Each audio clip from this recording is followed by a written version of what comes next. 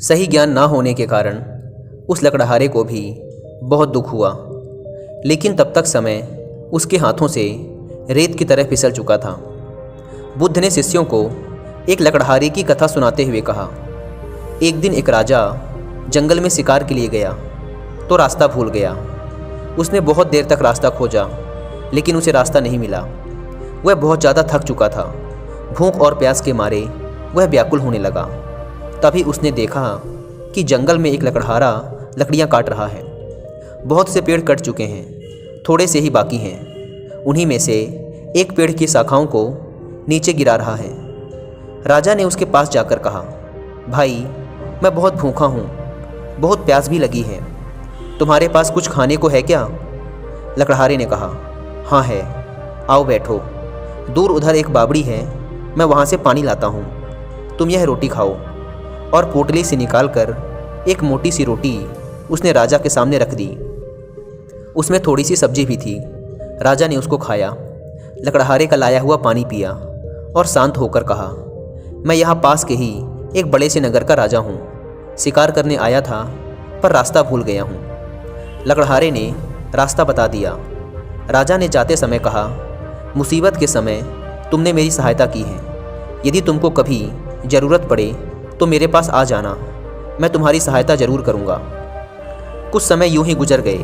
धीरे धीरे उस जंगल के सभी पेड़ समाप्त हो गए।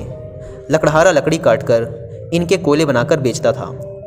अब वह अपनी जीविका चलाए तो कैसे? वह बहुत दुखी हो गया। दुखी मन से राजा के पास पहुंचा। सेवकों ने राजा को सूचना दी कि लकड़हारा आपसे मिलना चाहता है। राजा को याद हो आया कि हाँ, उसने एक लकड़हारे को सहायता देने का वचन दिया था। एक दिन उसने मेरे प्राण बचाए थे।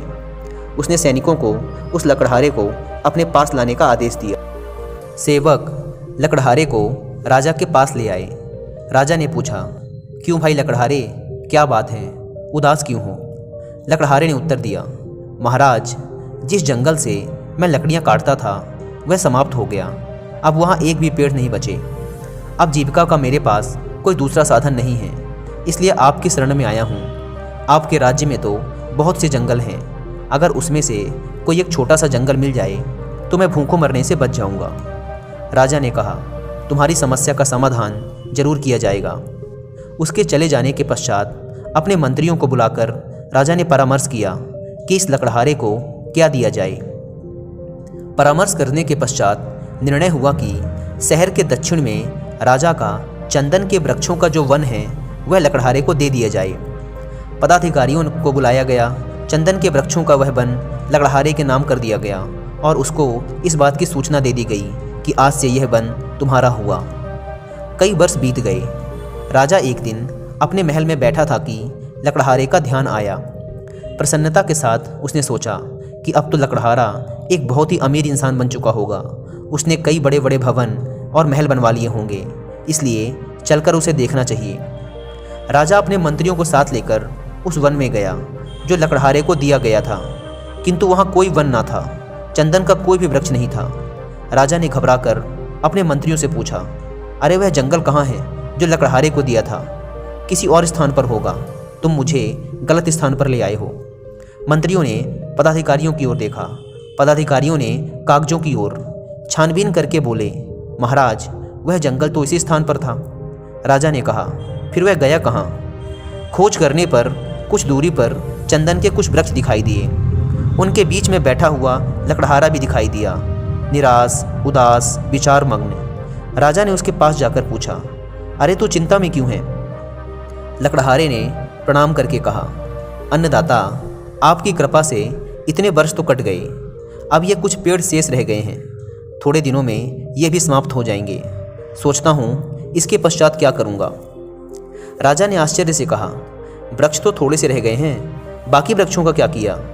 लकड़हारा बोला, रोज़ लकड़ी काटता हूँ, कोयला बनाता हूँ और बाजार में जाकर बेच देता हूँ। यह सुनते ही राजा ने अपना सिर पीट लिया और दुखी होते हुए कहा, अरे भाग्यहीन, तुमने यह क्या किया? यह चंदन की लकड़ी थी, जलाकर कोयला क्यों बना दिया? लकड़हारा बोला, चंदन की लकड़ी क्या होती है? राजा बोला, अच्छा होता यदि तू जानता। अभी 2-3 हाथ लकड़ी काट लो और इसको बाजार में जाकर बेच दो, और हाँ, इसका कोयला मत बना देना। लकड़हारे ने वैसा ही किया। एक दुकानदार ने देखा लकड़ी तो असली चंदन की है और लकड़हारा एकदम गंवार लगता है। यह देखकर उसने बोला, क्या लेगा इसका? लकड़हारे ने पूछा, तुम क्या दोगे? दुकानदार ने कहा, 1 रुपया। लकड़हारा आश्चर्य में चिल्लाकर बोला, क्या 1 रुपया? उसका तात्पर्य था कि इस छोटी सी लकड़ी का 1 रुपया? दुकानदार समझ गया, यह जानता है। उसने बोला, 2 रुपये। लकड़हारा और आश्चर्य से चिल्लाकर बोला, 2 रुपये? दुकानदार ने घबराकर कहा, अच्छा 4 रुपये। लकड़हारा चिल्लाया, अच्छा 4? कुछ ही दूर पर एक दुकानदार खड़ा था। उसने देखा कि पहला दुकानदार एक मूल्यवान वस्तु को कौड़ियों के भाव खरीद रहा है। उसे पुकारकर उसने कहा, अरे इधर आ, मैं 10 रुपये दूंगा। लकड़हारे ने जब 10 रुपये का नाम सुना तो सिर पकड़कर बैठ गया और चिल्ला उठा। अपना सर अपने घुटनों पर रखकर रोने लगा। अब उसे मालूम हुआ कि जिस लकड़ी को वह कोयला बनाकर बेचता रहा वह कितनी मूल्यवान थी। उसने कितनी बड़ी संपत्ति का अपने हाथों से ही नाश कर दिया था।